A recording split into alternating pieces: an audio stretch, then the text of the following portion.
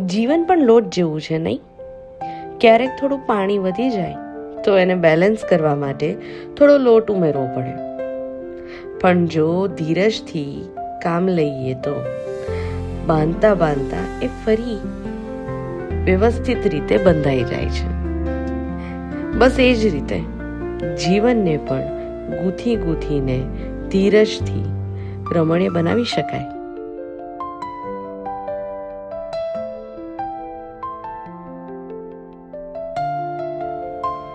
જ્યારે હું શાક બનાવું ને ત્યારે મને કાયમ એમ થાય કે આ દરેક શાકની પોતાની એક અલગ ઓળખ છે, એક આગવી ઓળખાણ છે.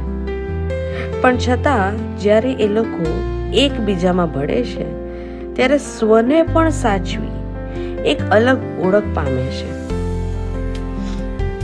જો જીવનના સંબંધો પણ આવી જ રીતે સાચવતા હોઈએ, જ્યાં સ્વ પણ સચવાય અને એકબીજામાં પણ આપણે ભળી શકીએ.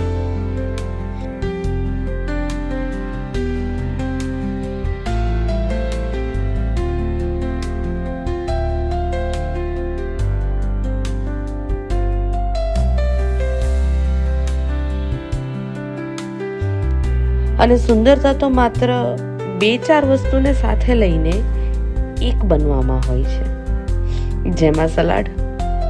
ક્યારેક રોજના કરેલા કામ પણ જીવન જીવતા શીખવાડી જાય છે.